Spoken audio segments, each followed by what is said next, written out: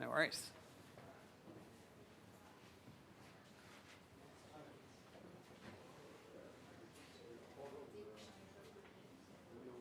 Nice. Cool.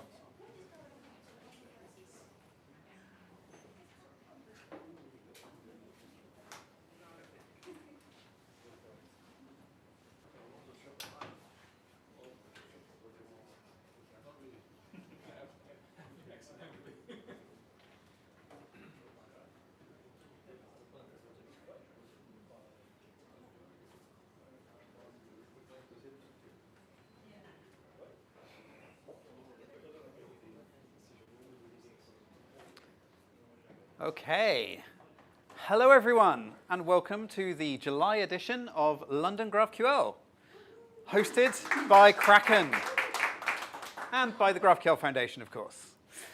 My name's Benji. I'm one of the organizers, and my clicker's not working. There we go. So, first of all, I want to say thanks to the people that have made this possible. So we've got Chili Cream, we've got Michael here, who is taking care of the live stream. Hello, everyone at home. Thank you, Michael. We've got GraphQL, who's given myself and Jem, who you may have met downstairs, greeting. We've got the Guild, we've got Guild, which is our host platform for the events. Please do sign up there. I'm sure you have already. Tell your friends. And of course, Kraken, who have provided all the delicious food and this fantastic venue. So thank you to all of these. All of the GraphQL events are managed by the standard GraphQL Code of Conduct. This applies in real life and also on the internet, which isn't really real life, I suppose. So please do pay attention to that. We want to make a nice, welcoming environment. If you have any issues that you think fall under the Code of Conduct, please come and talk to me, talk to Jem, talk to Michael if he's here, which he is today, of course.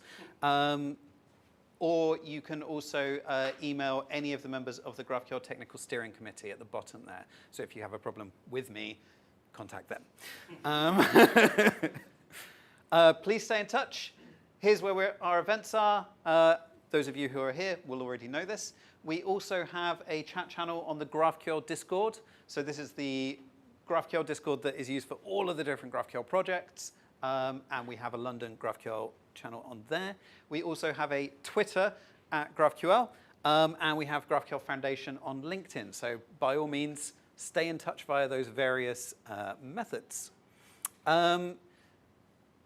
The talks are recorded and live streamed by this camera and the various microphones.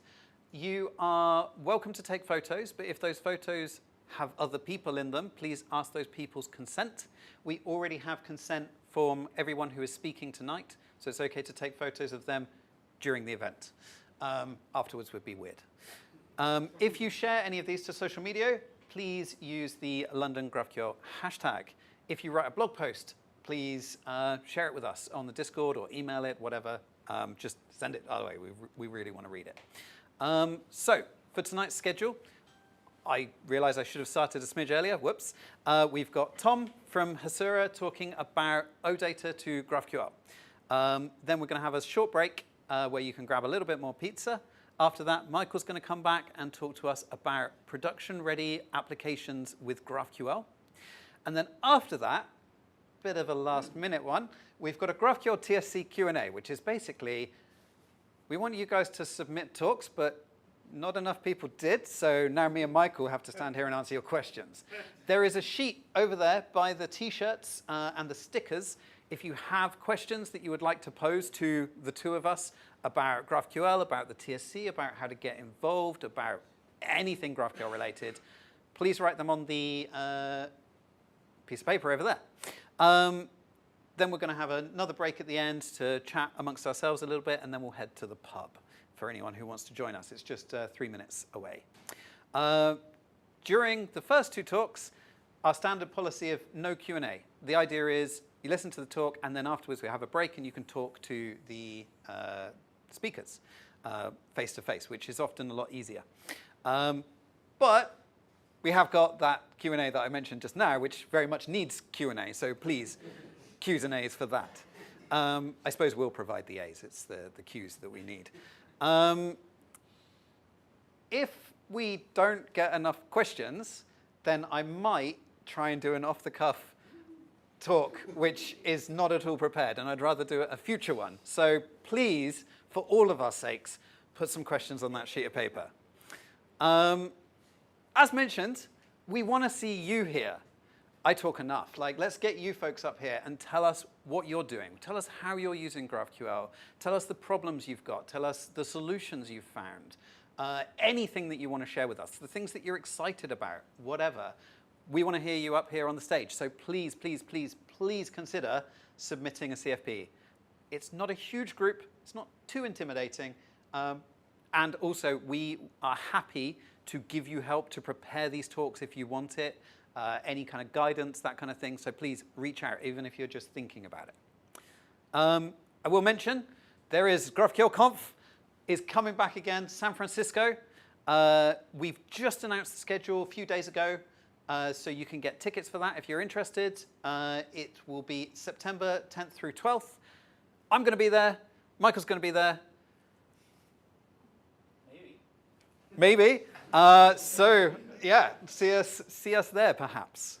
I want to mention another thing. If you are involved in working on any of the GraphQL projects, the GraphQL Foundation is the owner of GraphQL. It manages all of the GraphQL projects, and we have a grant program available to you. So if you contribute to GraphQL.js, to the GraphQL spec, or maybe to one of the RFCs that you want to see go in, or GraphQL over HTTP, the GraphQL HTTP implementation, the website, or basically any repository that is under github.com GraphQL. If you contribute or want to contribute there, please consider filing a grant and getting a little bit of money to help you do that. We want to support you contributing back to GraphQL. Our next event is very much TBC at the moment, but we suspect it's going to be on the 29th of October. We tend to do the towards the end of every third month. This one's a little early to give you all a nice summer holiday from us. So keep an eye on the GraphQL Twitter, or on the Discord, or on the Guild, and you'll hear about it there. And again, please, CFP. And without further ado, I would like to invite Tom to the stage.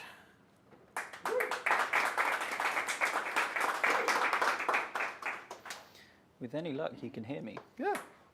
Can you hear me? Yeah. Perfect. Wonderful. Hello, everyone. I have some notes in this bag. If you'll give me 1 minute. And I need to plug in. Thank you very much. I'm waiting for everything to appear. Okay. While that loads, I will start my talk with a warning, which is I tend to wander around a lot while I'm talking, and I think I'm meant to be sort of in the middle of this. So if I just stray over there, please, someone wave me back, and I'll behave. Should we see anything? Not yet. It is plugged in. Let's find out. Technical difficulties. Yeah, go in your. Oh, yeah. System settings. Yes. Where's my mouse gone? Oh, it's Spanish. That is challenging. It is. Worse still, it's taken my mouse. There we go. Display, whatever that is in Spanish. Pantallas? Yeah, there it is. Just mirror this one. No, go on your built-in, and then mirror the cam link. Yeah. Let's try it. Yes. Now we wait. There you are. Hey, wonderful. Okay. Put away the Spanish before we frighten anyone. So, hello, without further ado. I am Tom. I work at a company called Hasura. By show of hands, does anyone know who Hasura are? This is good. Okay, good. So the context of this talk today is basically, for those that don't know, what Hasura does is link to your data sources of any description, be they Postgres or BigQuery or Kafka or whatever else. We introspect the schemas, you describe the relationships between them, and then we present a kind of virtual database API to your users. So they say, I want this information. They have no idea where that is. And we figure out how to query the 3 different data sources involved, wrap it all back up, deal with permissions and all that. So as a member of the team that builds a lot of these compilers from effectively GraphQL to a database backend, I'm quite used to getting tickets that basically say, here's a database you've never heard of. Please make this work. And OData is one such database. So this is basically my exploration into a format that I'd never heard of, and a bunch of stuff I think it got right. I don't think I need to say the stuff it got wrong. I think it will become very obvious. But I think there are some lessons. So more participation. Who remembers AJAX? Fantastic. Who remembers what it stands for? This will get harder. Asynchronous JavaScript and XML. XML, beautiful, wonderful. This is like a medium question. There's a harder one later, I promise. So 1 century ago, this was 1999 when AJAX was introduced. Most of the web was quite static. It certainly wasn't dynamic in the modern sense. When we said dynamic back then, what we meant is like the title wiggles or something. It was a much simpler time, and we all remember it very fondly. Websites were mostly just HTML. Some of them were a bit cleverer, but basically what you did was sort of generate some HTML on the server side, throw it at the user, they would click something, and then you'd do it again. Very, very slow feedback cycle. You will see basically where I'm going with this. It's very difficult to discover the shape of such a website. What you had was sitemaps were the way to do it. There was just a website page that said, here are all the pages in my website. And that's how the internet used to work. And then the Enlightenment happened in the year 2000 after AJAX had been introduced. And we started to say, well, hold on now. Rather than every time someone clicks a link, we'll regenerate the whole thing, we could not regenerate my like 5 megabyte JPEG header. We could just regenerate the middle of it. And so websites get a bit faster.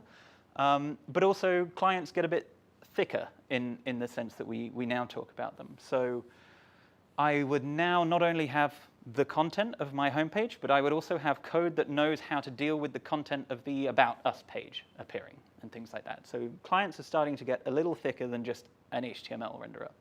But we are just playing free jazz at the moment. So for example, if anyone followed the W3 Schools tutorial that I did when I found out about AJAX, what you did was you took a text file and printed it to the page. It was literally just a text file. So at some point we said, this is not good practice. We should formalize the structures by which we send stuff across. So who's used SOAP? Used, not heard of, used. OK, fantastic. Who's used REST? Better. OK. For those that don't know REST, REST is just SOAP without the types. I'm sort of, it's not a complete joke, because something that SOAP did very well and REST just completely abandoned was WSDL, which stands for something schema definition language. Maybe it's web, who can say?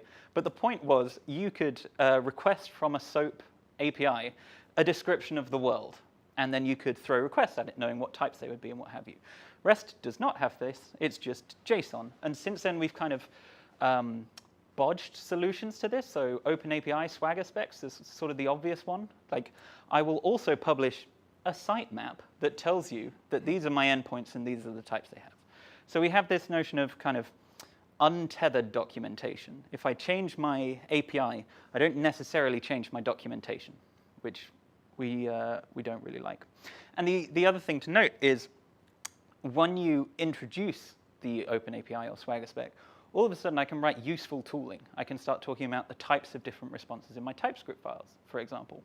So a theme I'm going to flog endlessly in this talk is that the more constraints you add to a system, the more capable and impressive the tooling is. So REST. There's a standard, along with some recommendations about what different verbs mean, and we start saying things like stateless, which as a former recovering Haskell developer makes me very happy.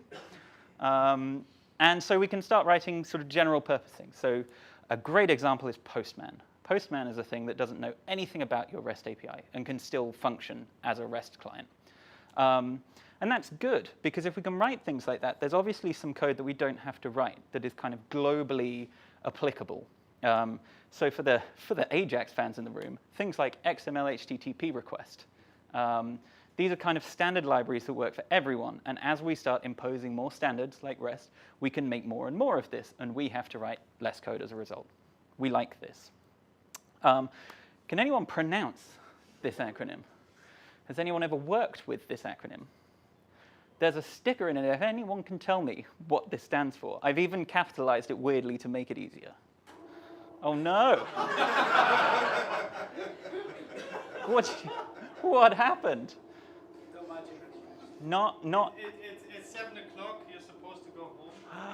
Fantastic. We're done. Well, System is shutting down. System is shutting down. Okay.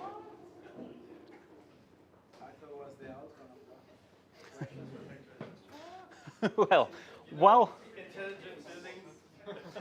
the building figures out what it's doing, I'm going to say Hatioas because I've got no idea. I've heard Hatoas, I've heard Hatioas. There are hundreds. The thing it stands for is hypertext as the engine of application state, which was basically I have a REST API, which is just sort of unstructured JSON, and I want to give it more kind of semantic meaning. I want to say, for example, I'm building a blog website, let's say. Hey. And so in a standard kind of REST API, if we kind of abstract to the point that REST tells us to say anything, there is an endpoint called blogs, and it returns a bunch of objects, and that's all we know. And we can add Swagger, and we can say it returns a bunch of objects that kind of look like this. What we got with whatever this is the ability to say, not only is there a bunch of blogs, but this is page 1 of a set of blogs. And here's an API request you can make that will give you page 2. And here's an API request that you can make to kind of go up a level. So all of a sudden, that idea of a sitemap we talked about, or say Swagger documentation, is kind of baked into the API. All of a sudden, it's discoverable in the sense that we use the word for GraphQL. So I can write generic clients. They exist. They were too old to get running on this machine, but they do exist. And you can say, here's an entity. Please show me all of them. And it has pagination and stuff built in because that's all defined in the spec. My very tenuous understanding of things like relay is like cursor pagination. Works much the same way. As I add more constraints, I get more tooling hooks, I suppose. So the server code all starts to look a bit boring because effectively we realize at some point that most of what we do as a job is we have a list of entities, there is some way to CRUD them, and users want some collection of them, some subset. So we build this in this. HAL, by the way, was a popular implementation, so I'm just going to say HAL from now on so I don't have to pronounce this. So we build our HAL API, and they can get whatever they want. The problem is that not all clients want the same thing, of course. So yes, let's move on to OData. Has anyone ever used OData? Fantastic. Was it while working in a SAP company? No. It was not. OK, fantastic. Oh, OK. Well, talk to me after. I'd be thrilled to hear what you did. So OData, we can show and tell. OData is a little bit interesting. Well, a lot bit interesting. That's why I'm giving this talk. In that we have a sort of discoverable API by virtue of metadata. We, within that, can talk about types. So I have this person entity. And if I know how the touchpad works, we can see that a person is uniquely identified by a username. And there's a username and a first name and a last name. And these are all strings. And it's all very straightforward. There are also connections between users. People, sorry. So they can have friends, they can have a best friend, they can talk about trips. This is the OData reference API. So if you see anything horrifying, blame the OData Foundation. So you define this type language in terms of entity types and complex types. And then at the end, you have an entity container. And the entity container, for example, says there is a set of persons called people. And people are interesting persons in that when you want to figure out what a best friend is, that's another person in people. And when you want to figure out friends, they are persons in people. So you have this kind of separation between this is the type of the world, and this is the kind of semantic implementation of that. So when I view the metadata, as a human being, I can see that there is a relationship between an employee and their peers, for example. And so what makes OData more interesting than, say, REST? This URL up to here will not change. I can say, please get me the first name, last name, and username of every user in the people collection, and I will get this. Very exciting. Not impressive to a GraphQL crowd. I can say, get me the top 2, and I get this. I can also say, get me the first name, last name, and then expand to the best friend relationship and get out the first name of those best friends. And now I get this. So we've got sort of deeply nested queries. I can say things like, get me every person who has a first name containing the letter E. And I can do that. And lastly, I can do things like, get me the person called Russell White, and then aggregate all the trips that they've gone on to tell me what the average budget was of all of those trips. None of this is probably very interesting until I tell you that all of that is default OData behavior. There is nothing clever here except that they told us that there is a thing called people in the world. Everything else is baked into the OData spec. You cannot expose a collection of people without also explaining how you would filter it, how you would sort it, how you would aggregate it, and everything else. So firstly, we can solve our first problem. Our clients want different things because now we can do things like specific field selection. So we can avoid the kind of overfetching. And we can also kind of see some common themes emerging. So I presume this audience is kind of primed to look at what we just did as some request over some kind of graph. And then we can say that every request we do for data is some subset of that graph. I want the people subset or the people and the best friends subset. But all we're really doing is saying, my data is a big graph, and I want this little bit. And at this point, you can do a lot. And so you would be forgiven for asking, can I just connect to my database straight from the client? And the answer is no. That is bad security practice. So what OData kind of aims to be is a layer that just sits in front of the database that hopefully exposes all the operations you want to do, but adds a couple interesting things like permissions and caches and proxies and things like this. So what the back end of an OData providing business becomes is a kind of data as a service company.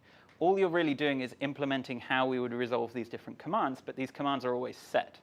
And what that means is, as a front-end developer, you can just use all of them, and they should exist and do what you want. So we have a well-defined specification for querying, aggregating, filtering, sorting, anything you like. However, it is, when you look at this URL, pretty horrendous. So that's a big problem, right? At least it certainly is for me. So audience participation. Who's heard of GraphQL? Who uses GraphQL? This is actually a little disappointing, to be honest, at this meetup. So GraphQL is much tidier immediately. I mean, we're all biased, but it is a much tidier language. It's typed. Types are great. OData is also typed, but GraphQL is typed as well, which means it doesn't lose points. The types mean that we can validate a lot of the query client side, which is good. We can say, you're putting in the wrong data through our client libraries. Great. It is at least 10 times more readable than the equivalent OData query. I haven't done much research here, but I've counted the number of swear words my colleague said when I was working on this, and I think it's about 10x. It's also got loads of money. It's got that Facebook money, which helps a lot. Although the GraphQL members and participators might not agree with that point. It is also a more expressive language. So anything OData can express, you can write resolvers in GraphQL to do the same. Absolutely. There's nothing more complicated than kind of queries, mutations, subscriptions. But in order to do that, you have to build it. And so what we need, as well as GraphQL, is a new standard on top of GraphQL to introduce more complexity. Yeah, huge cheers. So to an OData developer who's coming to GraphQL, which I'm sure is about 3 people in the universe, it's quite depressing to get to GraphQL and say, this is fancy and exciting. Okay, I have some users. I want to get the average age. And the response is, well, we don't have that resolver. No one's built that yet. Okay, well, get me the sum of all the money that has been spent by this organization in the last year. We don't have that. We'll make a custom resolver. We've got all these things that, if it's a nice, composable, hypothetical graph of all our data, we should just be able to do, and can't. So there's some coupling still between front end and back end there. And so the big inflammatory message of this talk is maybe, just maybe, we were on the right track and we should kind of adopt some of those ideas back. Because most of what we do, and when I say applications here, I don't mean like the ones you do at work. I mean the whole set of applications in the world are pretty samey, right? There's some selecting, there's some mutating, there's some filtering, aggregation. The difference between what your front-end mobile app team do and your BI report generation team do, it's a semantic thing, right? It's higher up in the domain. They're still basically selecting some stuff and filtering it.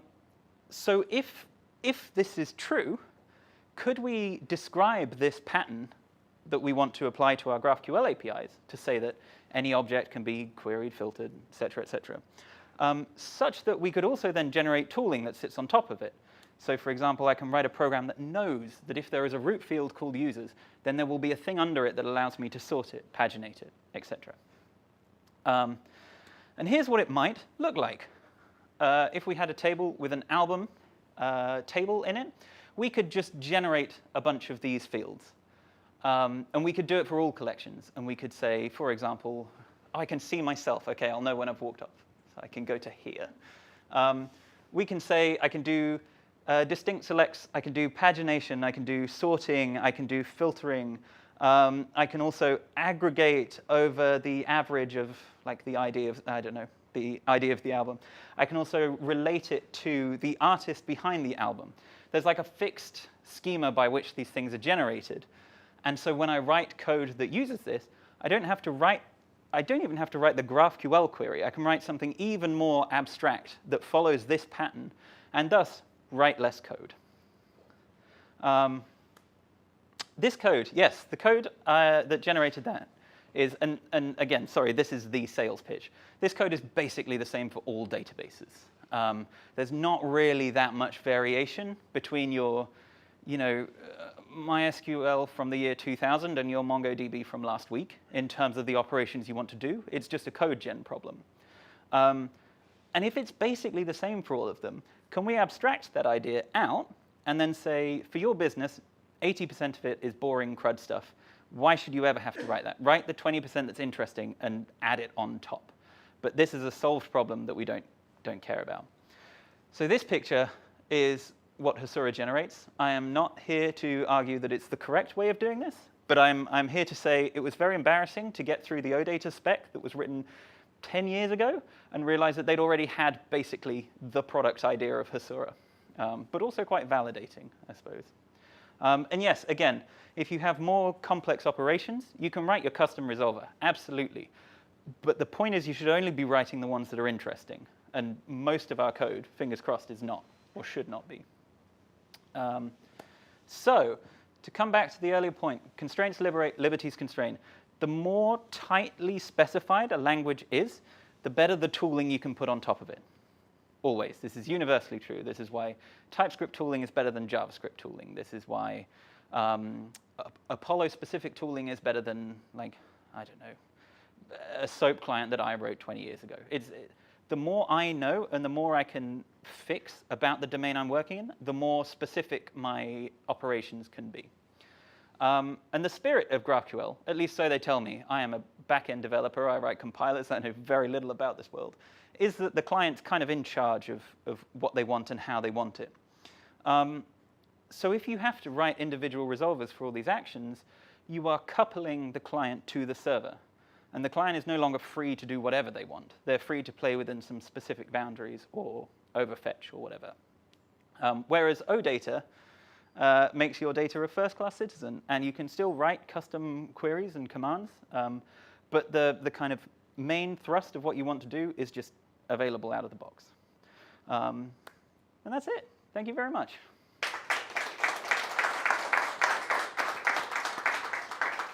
We're not doing QA, right? OK. Q and A, sorry. Shouldn't. All right, thank you very much, Tom.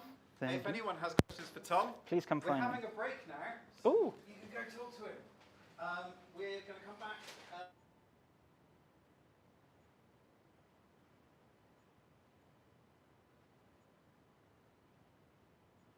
5 minutes. Go grab some pizza, have a chat.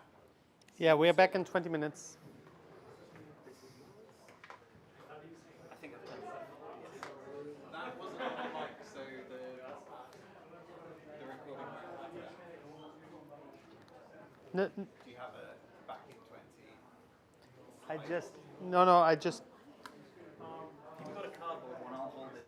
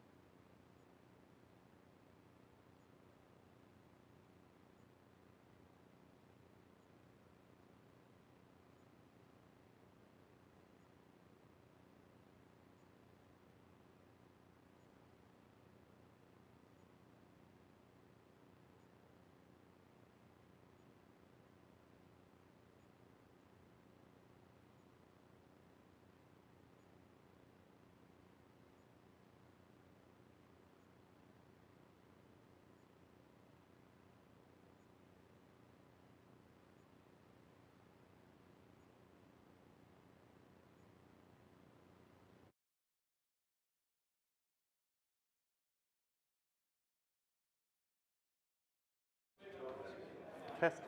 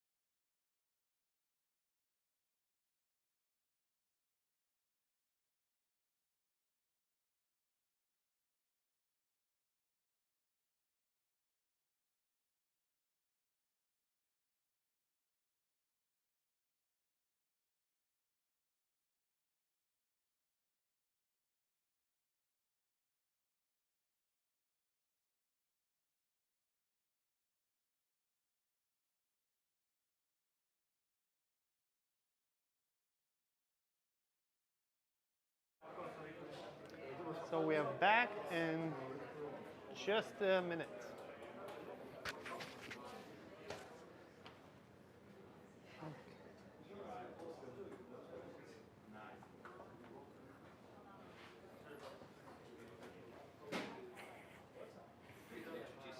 Yeah. So, hi everyone.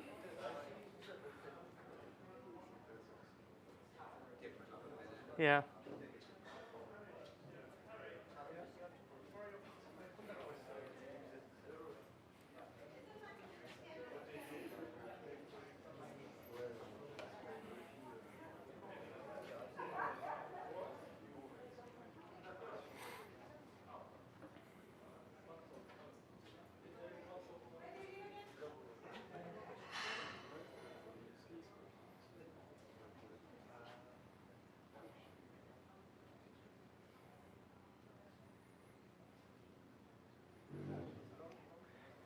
Okay, let's get started.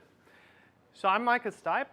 I'm a GraphQL TSC, working together with Benji in the GraphQL Foundation to further the GraphQL project. But I'm also the founder of a company called Chili Cream, which builds developer tooling like this one here. Basically a GraphQL cockpit that gives you all the telemetry insights into your GraphQL setup. And this is one of my, you could say, side projects. But today we're going to talk about production-ready GraphQL. And that's all the things I've learned when I was in customer projects. So all the things that go wrong, or not all the things that go wrong, all the things you shouldn't do, or the things you should pay attention to with GraphQL. So why, like in the last couple of months, there were a couple of blog posts about GraphQL where people failed spectacular with GraphQL or had big issues with GraphQL. And that was actually the reason why I started working on a talk that goes into the security aspects of GraphQL. Because one of the reasons why people fail with GraphQL is that most GraphQL servers favor developer experience over security best practices. And that's actually not a bad thing when we think about where GraphQL came from, Facebook, and how they secure their GraphQL server. Then this is why the GraphQL server setup often favors developer experience. And one area where you can see that really is when we talk about errors. And before I go actually into all these points here, let's go and write a GraphQL query and see what that is about.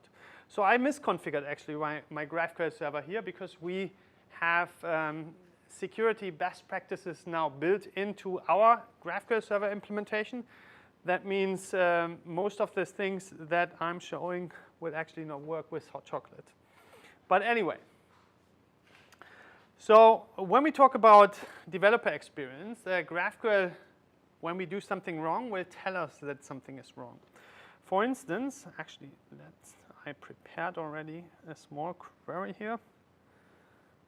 For instance, if I'm sending something wrong to a GraphQL server, like for instance here an A, and this field A doesn't exist in GraphQL, in the GraphQL server schema, then the GraphQL server will tell us about it. And it will tell us in most implementations in various aspects around that. For instance, we are also referencing the specification validation rule here, so a link to the specification. We tell you about which type that is on missing, what the field is, what the response name is, a lot of metadata. There was also implementations that said maybe you have mistyped. Did you mean maybe this and that? So GraphQL is really helpful, or the base servers are really helpful and want to give you tips how you fix your queries. But this is actually a problem when people start using that to kill your server, right? One thing could be that you maybe have a couple of these. And this is a small query I could just run. And suddenly the GraphQL server would tell me that I have 1, 2, 3, 500,000 fields that don't exist on my GraphQL server. And you can see that I can now drive with errors on my GraphQL schema actually large payloads. And this could lead to your GraphQL server dying off because you don't have any more memory. You're pressuring your GraphQL server here. And that is the first thing that I actually have on my list, is make sure that your GraphQL server that you put into production actually has good or clear error limits. So on production, not on the dev box, on production, if you have the first error on validating a query, you could exit. You could say, okay, we are on production, there's an error in, I'm not telling you any further, this thing is done. So have clear error limits. We, in our server implementation, exit on the production setup actually with the first error. On development, we exit after 5 errors.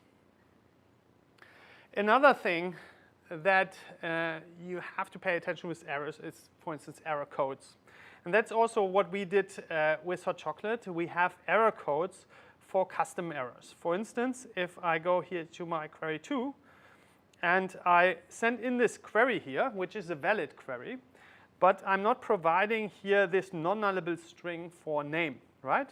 If I send that in, then I get here this nice error that tells me that is required, and I have this nice error code here, which says HC00 something, the number, and that is typically for Hot Chocolate.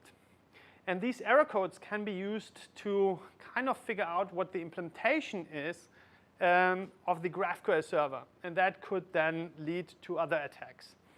That's why, if you are thinking about errors, you should actually make them less telling at production and maybe filter out all the extra information.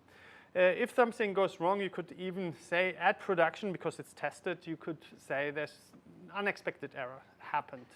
Like in this case, with the variable name, you could still say variable name is required. We could leave that, but all the other extra information that we do from a server standpoint, I would filter them out. It doesn't save everything, because a lot of these tools that try to DDoS GraphQL servers also look for certain messages. If there's a typo in the message, they know, okay, this server has a typo in the error message in this version. So it's not 100% security, but it's always, if you think about security, give at production as don't a lot of information out. Okay, the last thing here is about your errors that you write in your GraphQL server. And there I saw in a couple of projects that we did consulting on that people even expose stack traces. And that is really a bad habit to do. So even in your errors, think about what kind of information you want to have. This is, for instance, an example. In my demo server I'm running here, if I run that, it says unexpected error, but then down here tells me where the error is, even the code file, and stuff like that. These kinds of things you shouldn't have in your GraphQL server once it goes to production. And you should reflect on what things you want to expose.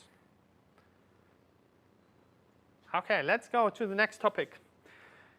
And that is paging. And use paging where possible. That is already a good guideline for production-ready GraphQL. And think about when you have a list somewhere in your schema. Is this list growing? Then you should have paging there. If your list is static with 5 items, you can expose it directly. No paging needed. But everything that is growing can have more and more items, have a clear paging structure on there. But paging alone doesn't save you a lot, because there can be things wrong with paging. For instance, have clear paging limits. And int max is not a paging limit. And that's what I saw in a couple of customer projects. I don't want to blame anybody, but that is basically saying I have no paging. because I can then request as much data as I want in max much. And that can also lead your GraphQL server to just crash and burn. And let me just go in here my second demo, and then we can dive into a bit of paging mistakes. And by the way,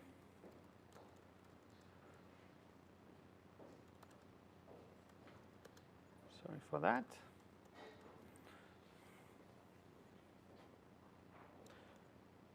So I did exactly that. I have here max int max for my max paging size, so I can get as much data as I want. And with that, I mean, it doesn't mean that you get the server down or get into any exceptions, but you can basically get as much data out of this GraphQL server as it could serve. So if you have, in my demo, maybe 10 items in there, then I get 10 items out. If I have 50 in there, I get 50 out. So you should reflect on how much you really want to allow in your GraphQL server. Because this, with this setting, would work. In my database here, in my demo database, I maybe have 50 items in there. But I could include sub-items now, right? I could go, for instance, into the brands. And because I have recursive connections here, I could explore that further. And now I already have 50 times what I have in products again, and I could multiply that. So this is also a thing, have clear paging limits. It will not help you with these structures that you can drill into the graph, but it makes your server already a bit better. Second thing is that you should not rely on default paging limits. And that means that what we also see, and by the way, this thing I also saw in a real life project. So in Hot Chocolate, we have, for instance, the max page size, but we also have the default page size. This is if you don't specify a paging boundary, and this particular setup had also here max int max. Right? And this basically was the death sentence for that project. But with this, if you run your queries like this, even from a front-end perspective, you don't know what data you get. If the server engineer, the server developer, changes the default, then you might suddenly have no data in your page anymore. Maybe it doesn't fill the full screen anymore. So from a front-end engineering perspective, always specify it, even if the server has a default. From a back-end perspective, always require the back-end to specify a paging default. So require a single paging boundary here. So basically that you have to specify that.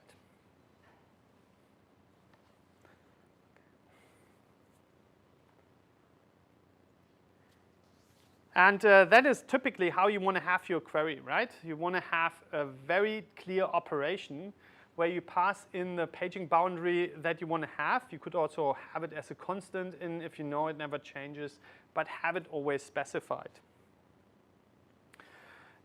Avoid exposing total counts if you can, because if you have filtering and stuff like that in, total counts can be very heavy on your database. So this is something I would avoid if possible. I mean, this is not like a security issue. It's more like a performance concern. If you have filters on your queries, then the total count might not be the most efficient thing to do in larger data sets. Also, I would always favor cursor-based pagination. If you have large data sets, then I would have that as a must, as it has a performance aspects to it. If you are interested in key set pagination in general, also from the database side, there is a page called Use the Index Loop, which describes why key set pagination is better than offset pagination. Basically, in offset pagination, you're just skipping over the data set. You are still querying the whole thing, right? And the more you skip, the more expensive it gets. And with key set pagination, you're filtering really in on the page that you're on.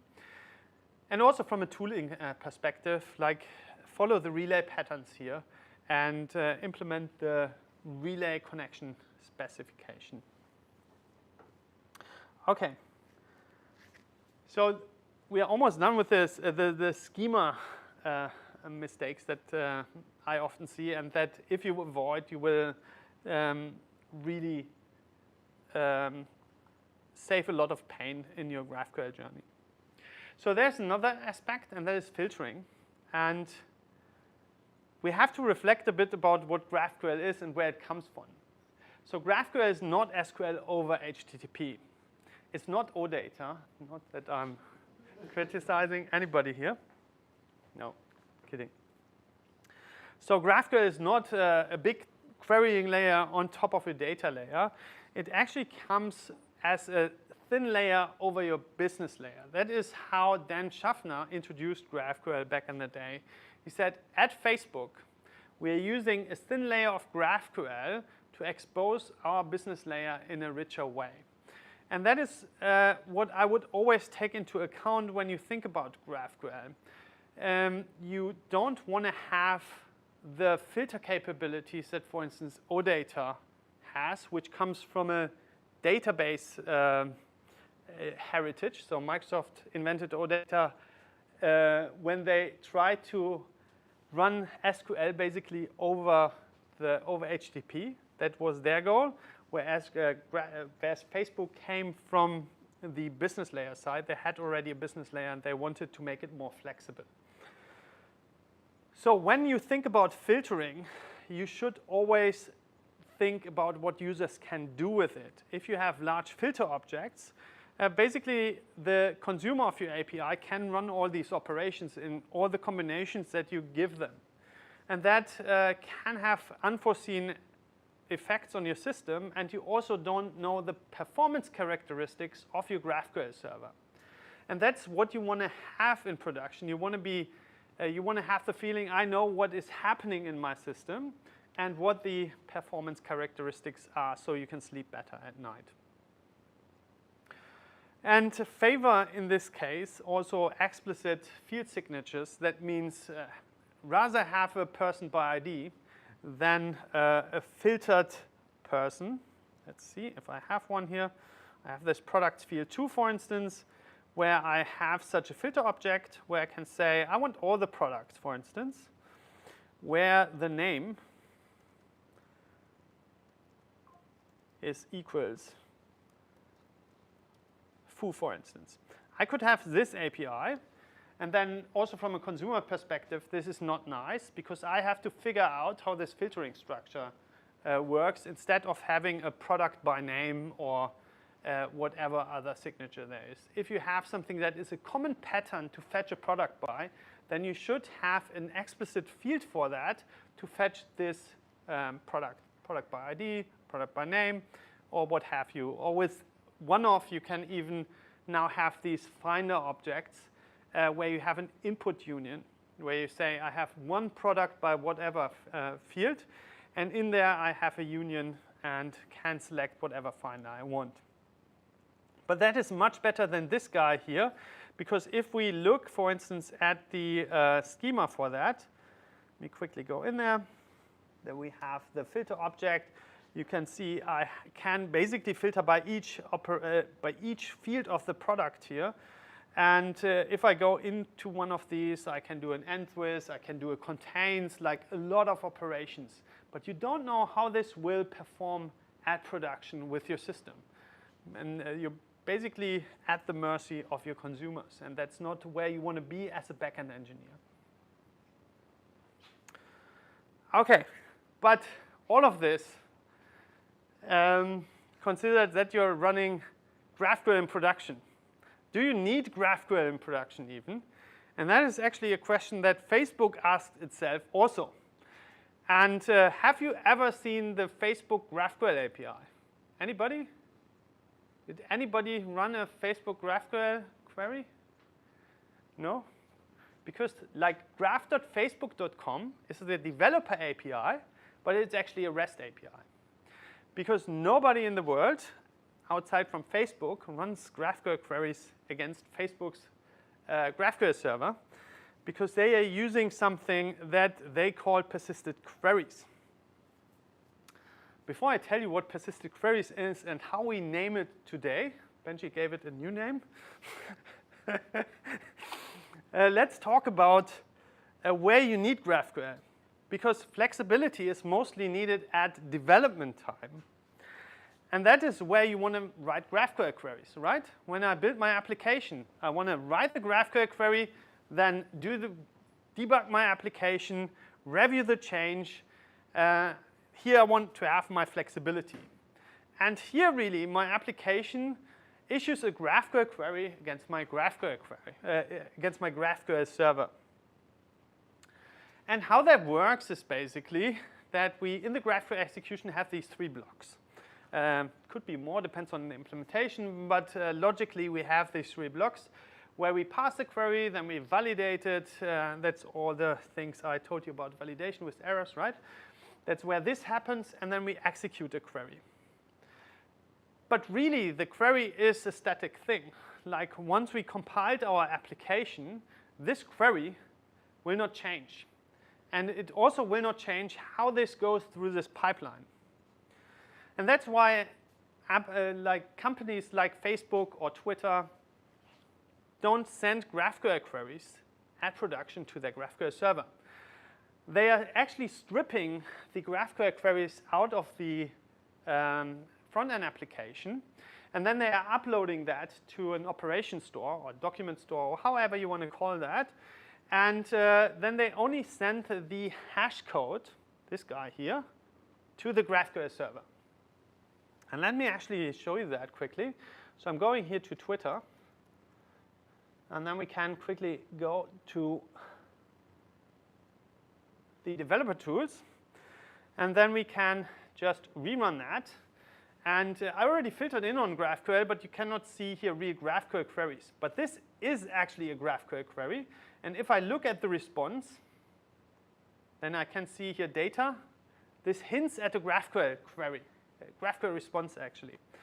But when we look at the payload, you can actually see that we have here the query ID. So this GraphQL queries even run over a GET request because they want to have a CDN caching for this one. If I, for instance, like something that is actually more traditional GraphQL where I have a post, let's find something I can like without regrets. Okay. I think likes are anonymous now. Yeah, let's unlike it quickly. Okay.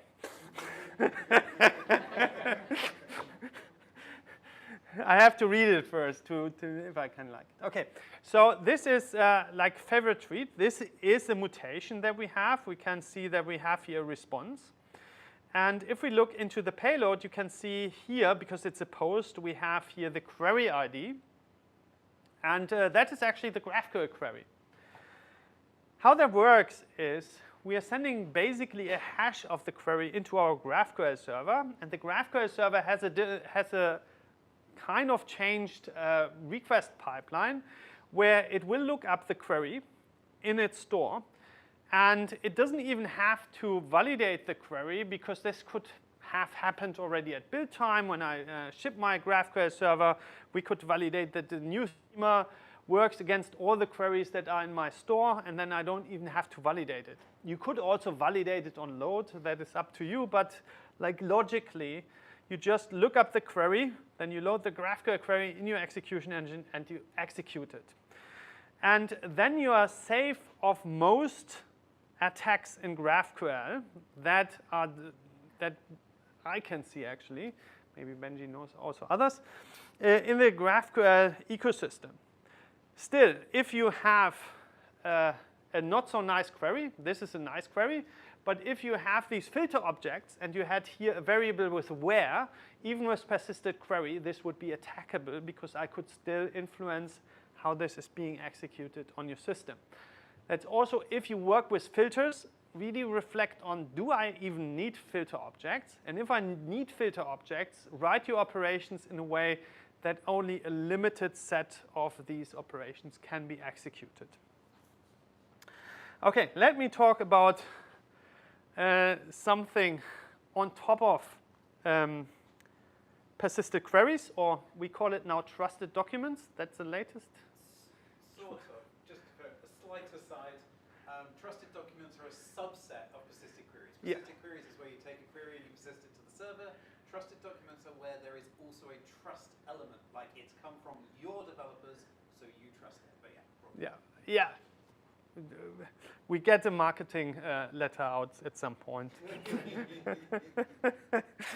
Okay, so there's also something called semantic routes, and that's actually what we saw in Twitter now.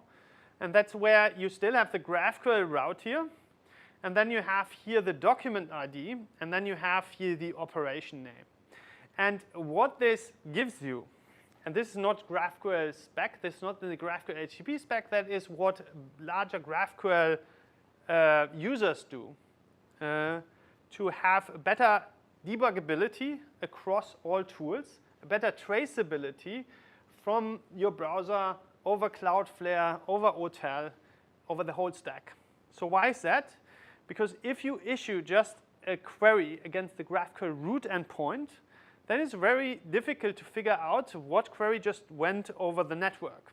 In Cloudflare, you just see, okay, you have 3 million requests against the GraphQL endpoint. And that is quite not telling you anything, right?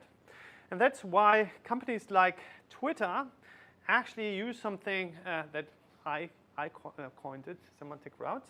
If you have a better name for it, you can come up later with that. Okay, so they use something like here. Each of these GraphQL queries, these are GraphQL queries, but in the browser I can read them because this is the operation name. The dev tools actually take the last pass segment of your URL. And if I look at the URL here, then you can see Twitter, GraphQL, then operation ID, this is my hash, and after the operation ID, if I pull that actually a bit larger, then you can see this is the operation name. And this is now like a REST request. Like I have a full pass. I can now see in Cloudflare, for instance, or whatever you use, it doesn't matter. You can see now how many requests you get over the on this particular URL, which lets you scale better. You could even reroute certain requests now. Certain operations get bigger GraphQL servers, certain get smaller. I don't know, whatever you want is now much easier to scale with, to block even queries. This is super simple. Okay. So by the way, in our GraphQL server, this is all just built in, and it's open source. But you have to do .NET. Okay, so it's easier to scale, block, or rate limit on routes, right? And basically, so I don't know if that is okay to say, but at development time, you have GraphQL, and once you deploy it, it's basically a REST server. And it has the same characteristics like REST. So the same predictability like REST, and also the same traceability. And that's the important thing. But some people like pain, and they want to have GraphQL, public GraphQL. And that's okay. Like GitHub has that, and that's good for consumers. They just have to do a bit more. And these people have to think about certain topics, like disallowing introspection. Why? Some people don't know, and I will tell you what the most thought reason for these points here is, and why you should actually do it. So there's disallowing introspection, there's limiting operation depth, there's disallowing aliases, and there's complexity or complexity-based rate limiting. So disallowing introspection. Most people think it's about schema exposure, but actually that's not true, because you can just figure out the schema actually pretty good. There are security tools for that. To figure out the GraphQL schema from the GraphQL requests you're doing. I'm just looking at the responses, and I can figure out like 70 to 90% of the schema just with these tools. So it's not really about schema exposure. But an introspection request is pretty expensive. And if you think about large schemas, this large schema information I'm querying with JSON. And I can actually follow, because the introspection request is recursive, so recursive object structures, I can query quite deep. And yeah, it can get quite a large response. And that's why you don't want to have introspection with public GraphQL servers. GitHub does it, but you can run large introspection queries against GitHub, and you can see how the server is swallowing on that. And if you ask Marc-André, who is now working at Netflix, but who was working on the GraphQL team at GitHub, he will also say that they took a lot of engineering to make it work. What you can actually better do is disallow introspection for everyone on your public GraphQL server. And a better practice would be that you have a static schema file which you can CDN cache for these public GraphQL servers. And that then has zero cost to your GraphQL server and also has a much richer schema for your tooling, but has the downside that it is schema or GraphQL spec version dependent. That means older tools might not work with this newer schema that you expose, right? Because we might have new GraphQL syntax in this schema. And the introspection has this nice aspect that any GraphQL tooling that you had out that run against the oldest GraphQL spec version would also run with the newest version that you are running. So there is this, if you just run modern tools, this just will work fine. But this is one grain of salt in this setup. So one other thing I listed here was limiting operation depths. And the idea behind it is the attack of, to basically attack recursive object structures so that you go deeper and deeper in your object structure. It's basically what I showed in the beginning when I said I could go here into products, then in nodes. And nodes have, for instance, a brand. So the product nodes have a brand. But the brand, again, has a product, right? And now you could create an indefinitely depth, or not indefinitely because a query has to have a certain size. But you could create a very deep query into it. And what you attack here is basically these I/O connection points where you have database queries.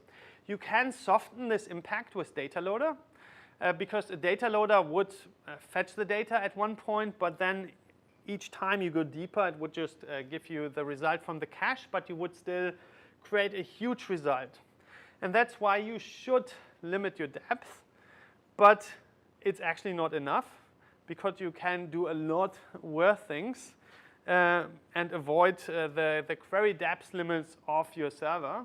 And also, like depending on your data structure, you need different depth limits on different objects in your server, right? That's the biggest pain that people have, that some object structures need a depth of 12 and then another structure is not good with a depth of 4, right? It's not accurate enough. And that is why we need more on that. There's one obscure one, and that is disallowing aliases. And that's, or people think that's to prevent batching attacks, which is true, but you shouldn't do that. Like it's not saving you actually, it's just preventing you from repeating some execution, but it's actually making just your GraphQL server non-spec compliant. And this even can make some tools not work with it because they are using an alias or whatever. A better thing to do in this case is using field complexity and really measuring what the impact is to your backend. But that is actually complex, right? So what people think is that it's for rejecting operations based on impact, and that's correct. But it's also, even if you use persisted queries, it could help you with a field complexity analyzer to figure out or to visualize the impact to your system to the front-end developer. And if the front-end developer, you might have a score in your company that says, okay, that's a very expensive request. And then the front-end engineer could go to the back-end engineer and ask if they could lower the complexity by improving the implementation of a field or whatever. We're going to go into that a bit deeper, so just as a rough point here. So this is difficult to get right. And there is no clear standard out there. And a lot of these approaches here don't consider inputs, like the query input that I had. This filter input is not considered by a lot of them. It's tedious to annotate each of the costs on each field. And because of humans, it's also very error-prone. And there's more than execution cost or a data cost to consider. Like GitHub, for instance, only considers node cost, which is data cost, and some others are only considering execution cost here. So this is actually how GitHub does it. So they basically count how many nodes come out of this query and then reject the query depending on that. But as I said, this is error-prone, and it's very, very raw. It's a very rough estimate. There is also the IBM cost spec, and that is something I worked a lot the last couple of months to bring that to Hot Chocolate. Actually, I didn't implement it for Hot Chocolate. That was one of our team members, Glenn. But I reviewed the pull request. That was my work in that. So, but we read a lot into the specification. And the IBM cost spec actually has two measures. So we have field cost there, and we have type cost. The field cost represents the execution cost, and that also takes into account things like inputs, directives on the field, and also what kind of type this field returns. There's also type cost, which is the data cost. And you always get both measures, because maybe the execution is not expensive, but you are producing a whole ton of data. And you don't want to aggregate that data, because that's what that's what GraphQL does. It aggregates all the result in memory, and it's not just streamed out, because we have to do like things like non-null propagation on the result, so we have it in memory. So that's why we have to consider data cost, but also execution cost. There are two directives in the IBM cost spec. One is called the cost directive, and you can see you can basically put it on any type system member to give it a weight. And then there is the list size directive, and this is really to work with any paging construct you have there. In Hot Chocolate, we have that implemented for offset pagination, for simple arrays, or also for the connection-based relay pagination. And that works by basically, if you have such a query here, and you've seen we have here assumed size, slicing arguments, sized fields, and require slicing argument, right? So when we look at the query here, then we have here a slicing field. First and last are slicing fields. And they are also representing the boundaries of the page. And then here we have a sized field. And nodes and edges are sized fields. So both of them are sized by this slicing field. And with that, we can really estimate cost on a query. Let me actually quickly start another demo. OK, I'm almost done. I'm almost done. Am I? Yeah, I'm done. We're jumping to demo 5. Oh, man. OK. So when we have this query here, we actually have two lists, brands and products here. And we have here our sized fields. And we can run that. Then we get basically a cost score out of here. And we are actually not printing it out. So we can specify here a header called GraphQL cost. And then we say we want to report it.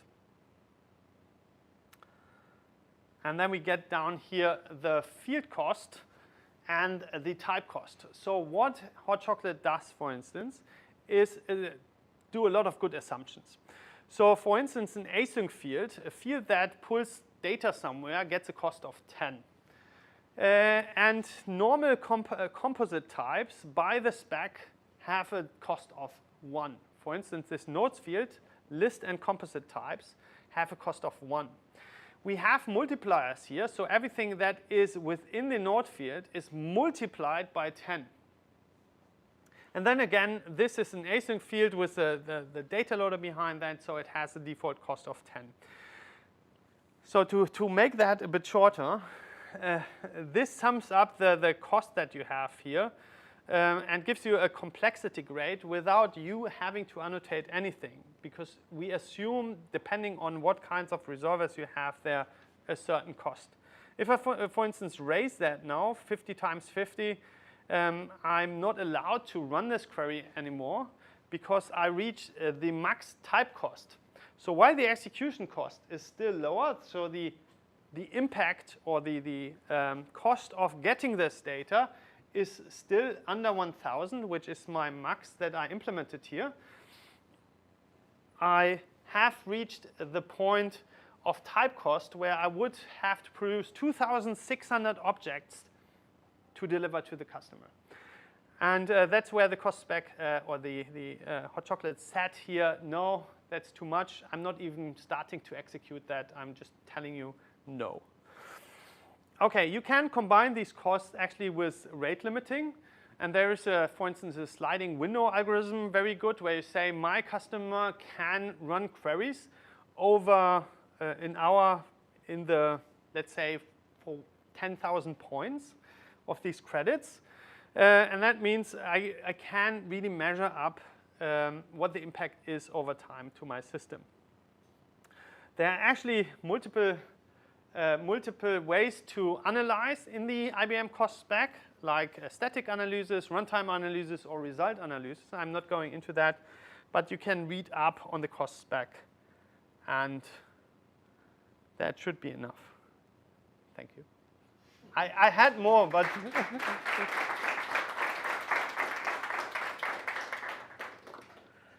otherwise I get into trouble with Benji. This time I let you off because it saves me from having to do my presentation, so it's all good. We will still do a Q&A though. Security, incredibly important. And I always quote this tweet. Lee Byron, strongly agree, one of the original tenets of GraphQL was to only expose what the server can fulfill efficiently. Generic filters imply lots of index columns that usually don't exist, and it's too easy to write slow queries. So generally, not a good idea to expose all of the filters that you can do. Better to just do the ones that you need. Yeah. OK. Let's move on to the next talk, which is a TSC Q&A with 2 TSC members. Hey!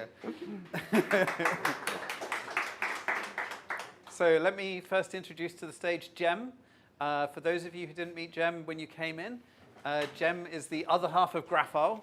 That's our company. And Jem will be asking the questions. Yeah.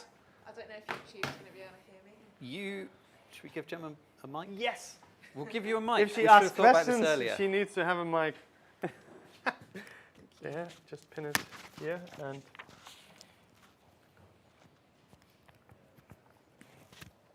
Can I just clip that on somewhere? Okay. All right. Are you two going to just stand? Or should we sit? Great. I Center stage. can also stand. OK. So thank you for your questions. We're going to start with what is the TSC, which I was asked a few times whilst asking people to ask you stuff. So the way Lee Byron always describes this is as the Supreme Court of GraphQL, right? So we have the work groups that do the actual work. Like also the TSC members are part of the work groups that work on the specification aspects. Like there's the main GraphQL working group, there is the GraphQL over HTTP working group, there is the semantic nullability working group. Graphical, GraphQL.js, and Yeah, there's a composite schema working group, and so lots of working groups where lots of GraphQL folks from all across the ecosystem, Apollo, IBM, Hasura, like tons of people coming together and do the actual work. And then we have the TSC that has basically a review, there's a review of all the outcomes there is, the technical review, and then votes on if to include something into the specification. Like most of the things are done on a basis that the work group agrees fully, and we don't have disagreements there. So that's why it also takes time, like with all these specification efforts to come to fruition. But after that, the TSC basically reviews and votes this into this specification. yeah. Do you have something to add? Nope, that's it. We like unanimity. We like it when it's all unanimous. Because anything that we put into GraphQL, any small feature that you think, oh, this is a really small thing, but it would really help me, that then has to be implemented in every single implementation of GraphQL. And we've got like, what, 30, 40 different languages that have implemented GraphQL at this point? That's a lot of work to expect from people. So there is a high bar to get new features into GraphQL. And yeah, we're the final stopping block for it. But generally, the working groups do all the work, and then we just put the rubber stamp on it at the end. Yeah. Okay.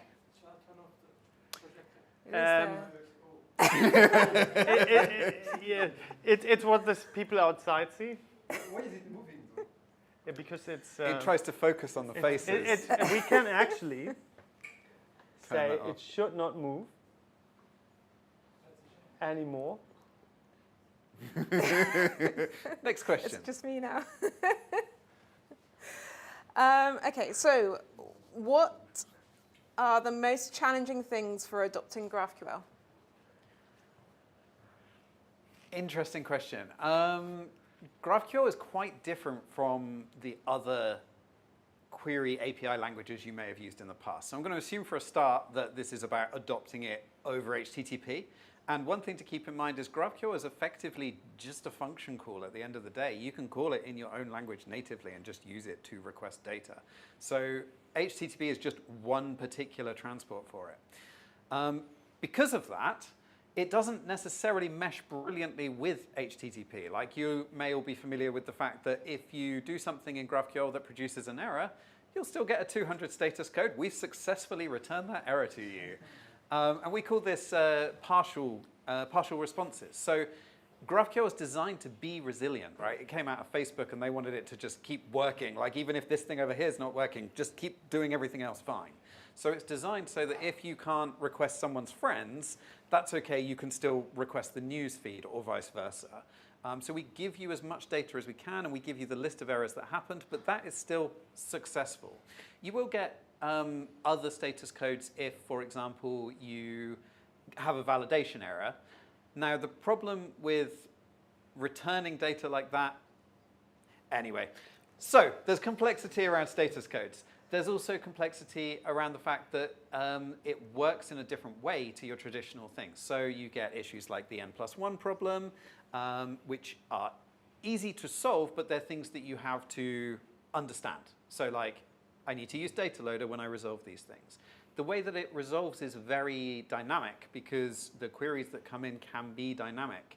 Whereas with a REST API, you might just say, here's one perfectly honed SQL query that will get everything that this REST API needs and just return that in a beautiful JSON or XML or whatever you want. And that's very easy to like optimize. GraphQL is much more flexible, which is much better for your front-end developers, but it does mean that the back-end engineers have to do a bit more work. Also, I think Michael's talk covered a lot of the complexities when it comes to security as well. Would you like to add anything? Yeah, like what I said also in my talk, like GraphQL, Dan Schaffner had a very good talk on that, is the thin layer over your business layer. So if you have a good business layer, it's easier to adopt GraphQL. But if you already have a mess in your service layer, or you want to just have a rapid project, like just put a database onto GraphQL, then you might have more challenges, or you're running easier into challenges. But most importantly, Use persistent queries. Use trusted documents. Use them from the start. Use them throughout. You'll be fine. Okay. So that leads on to, do you have a preferred approach to GraphQL? Well, this is probably where Michael and I will differ. GraphQL, it really depends what size of team you're working with. GraphQL can work fantastically for massive enterprises. I mean, it came out of Facebook, right? It's to solve something for, I don't know how many engineers Facebook has, but a lot of engineers. But GraphQL, why I love it, is it can also work really well for like a 1-person or a 3-person startup. But if you're building a 3-person startup, you're probably not going to have all the infrastructure that Facebook has, and vice versa. Like, they are very different constraints. The great thing about GraphQL, as Michael says, is it's like an abstraction over your business logic layer. So if you start with, when you're doing things in, for example, a startup, you have maybe all of your information in the database, you know what the broad structure of your things are going to be, you could turn that into your models in your application layer and then just auto-generate a GraphQL API from that, like Grotz from Jordan does. Or you could use something like my project, PostGraphQL. If you have your business logic in the database as well, like your access control and things like that in the database, you can just have that reflected to GraphQL. Be very careful when you do so. Don't expose arbitrary filtering. That is not a good idea generally. Though if you use trusted documents, maybe you can. So yeah, be careful, control it, be aware of what you expose and track everything, but that's one way. At the far other end, we've got something like composite schemas. Although I'm working on the composite schemas with a lot of engineers from Apollo or from the Guild, but what I can tell you is start with the monolith. And once you've outgrown the monolith, then you go to the complex stuff like composite, like distributed systems are always complex, no matter where you go, GraphQL, REST, or whatever. It's always complex, and you shouldn't go there with a 3-person startup. I have seen that. I've seen a startup with 3-person that had like 50 microservices, and then you're dying in productivity, right? Your productivity is dead. On the other hand, if you have 2,000 engineers, composite schema or federation or whatever is probably the right tool. So yeah, start with the monolith. That's my motto. My rule of thumb is you should try not to have more services than you have engineers. Also not more repositories. Yes. How long did it take for Facebook to grow out of the monolith stage? They only started recently, like 1 or 2 years ago, they started to distribute some of their services. So until 2 years ago, if you're smaller than Facebook was 2 years ago, probably okay with a monolith. Okay, well that leads on to the composite schema question then, which is within the composite schema working group, how do you plan to increase adoption to other languages like Python or non-C# is what I've got written? Yeah, so it's not language specific what we are doing there. So like we are working there mainly with, at the moment, 3 companies. That's the Guild, Apollo, and Chili Cream. And we are working there. Basically, the composite schema working group took the best pieces of various approaches that are out there. Like we had Fusion, Apollo had Federation, the Guild also had Mesh. So we took all these things together and are creating new specification that learns from the approaches that we had and also from the mistakes that each of these approaches had and builds a new standard. And this will be implemented by Apollo, so we will have probably a Rust version from there. This is implemented by the Guild, which will probably use something like Node. And we probably use .NET for it.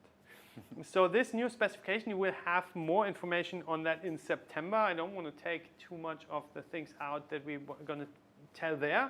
But you will have a lot of talks, like Martin from Apollo will talk, not this guy, the other Martin. I will have talks on that, so there will be a lot more information around that. But suffice it, or said that, if you are invested in Federation today, you can stay in Federation. If you invested in Fusion today, you stay in Fusion. There will be a path to convert to the new specification. And there will be also parts that become legacy in each of these approaches.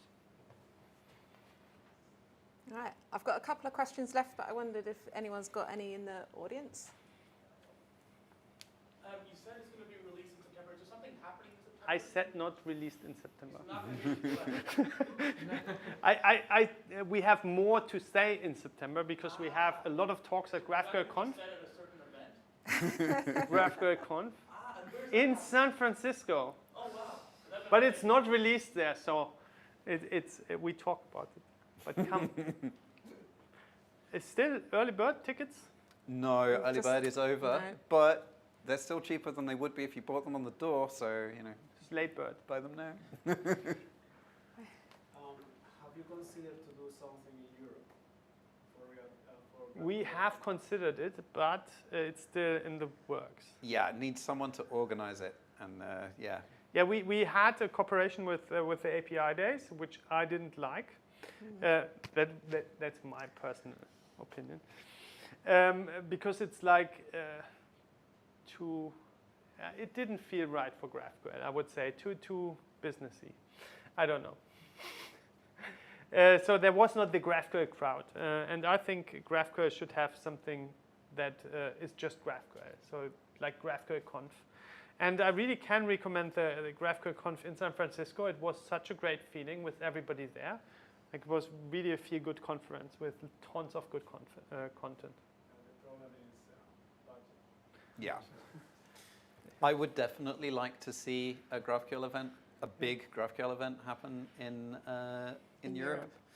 London would be good. We need we to don't find have some any organisers specific first. plans yet.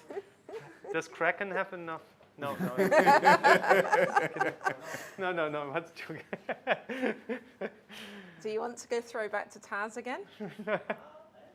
Go on, Taz. So you spoke about composite schema proposal, which is back-end GraphQL operations. You were just kind of on the middle layer. Are there any front-end only GraphQL specs? Just out of curiosity. The GraphQL specification itself is focused on how the backend executes. GraphQL itself is a very client-focused language, but the actual spec tells you how to then implement that on the backend and sort of how it works as well. It does talk about the query structure and stuff. But there are some things related to this, though interestingly, we've put a backend spin on them again. So one such thing is client-controlled nullability. So as you may well know, GraphQL is nullable by default. Every field in it, every type in it is nullable by default, and you put an exclamation point after it to say, this will not be null. But if you put that exclamation point and it can't be null, if an error happens there, well, we can't put a null there to say there's an error, so we then have to blow up the next selection set. And that would happen down the tree until everything's blown up or until you've met somewhere that doesn't have an exclamation point. Which means in well-designed GraphQL schemas of today, exclamation points are rare. You don't want them on things where you join to another thing. Like if you go from a user to an organization, you don't want a bang there because what if the organization service is down right now? You still want to return the user, you just don't know what the org is, but you know that there must be one. So you avoid that. So the idea, and that then means because everything is nullable, when you write your client code, you have to go, oh, is it null? Handle it. Otherwise, do the thing I want to do. And it's all over the place. And it's a lot of optional chaining or whatever you use in your language. So 4 or 5 years ago, we came up with the idea of client-controlled nullability, the idea that when you write your query, you could add an exclamation point in your query to say, if this thing is null, just blow up the query, I don't care. I don't want to deal with it if this is null. If the user doesn't have if you failed to fetch the organization for the user, I can't render my web page, just blow the whole lot up, and that way I don't need to deal with that null. Turns out that's a very, very desired feature, but also a really complicated one to pull off, not least because of fragments, where you might have an exclamation point in one and not one in the other, and then what do you do? So glossing over the complexities of that, we thought about it for a long time, and You've just avoided me telling you what the solution to that is. But if you want to turn up to the GraphQL working group on Thursday, there's your chance.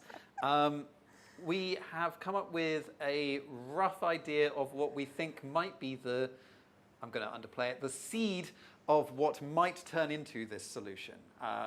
It's generally a bit better liked than some of the previous solutions, but it's not without its own faults. So yeah, there's some fun stuff there. Any other client-focused stuff we're doing? Yeah, actually, a lot of the composite schema stuff is also client compatible. Like we have the lookup specification that is a part of the specification there that defines how to fetch entities by stable keys. That is, like I talked with the Relay folks about it, but the Apollo guys are also really interested in that. Says also the other Martin. But, but this also allows then, I also talked with Jordan from the Relay team about composition on the client side, like having kind of things like local resolvers composed into that could also work with the composite schema spec. So this also plays into the client world, into the client ecosystem. And we, of course, always have our ongoing work on GraphQL.js and Graphical and the language services that power like VS Code autocomplete and Vim if you use it, autocomplete and so on. Yeah, I have a follow-up question for Benji. So we spoke a lot about different proposals. Is there some place on the internet that I can go and keep track of all the proposals? Okay, well, there is a few places. So yeah, these things tend to live in lots of different places. We have the main GraphQL WG repo, which keeps track of our agendas for the main working group. That worked for a while. Yeah. That worked for a while, but then it turns out that actually some of these topics are really big and they needed their own ones. So we spawned them out and they have their own repositories which have their own agendas. And then they sometimes have discussions and issues in them. And then also we sometimes have issues and discussions on the main spec repository. And there's a lot of places. So, and what I think Taz might be getting at here, if you go to, I don't even know, benji.dev, and then click on the GraphQL RFCs link, because I can't remember what the URL is off the top of my head, I have actually built the beginnings of an RFC tracker. So the idea is it will go through and look at all the different RFCs that we've got open and keep track of them, show you where they were mentioned in different agendas, tell you what stage they're at, and things like that. It's not the source of truth. It is definitely not the source of truth. Go to the issues or go to the meetings to find out what the actual source of truth is. But I'm trying to get it more accurate over time. Can you query the tracker with GraphQL? Not yet. But What? I would like to do that. How did you implement it? It's just Markdown. TRPC? No. It's just a static website. I'm not paying for hosting. Okay, we've got 2 questions left.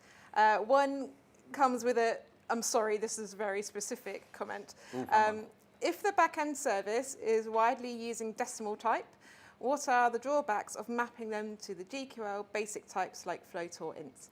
I can answer this one. So decimal, if you're talking about a type in a database, is generally an arbitrary precision number. So you can have as many numbers as you want, and then a dot, and then as many numbers as you want. The GraphQL int type is a 32-bit signed integer, and the GraphQL float type is a 64-bit IEEE 753 floating point number. I'm not sure that that number's correct, but something like that. So it's a floating point number, which means that it has, I think, about 15 significant figures of accuracy. So decimal cannot safely be represented by either of those types. If you want to safely represent a decimal in GraphQL, you use the string type. Hope that helps. Because of JavaScript. It's not because of JavaScript. It's because of GraphQL. JavaScript can represent 53 bits of integers. Yeah, GraphQL chose 32. Yeah. It's because of wide compatibility with many programming languages. But it's still because of JavaScript.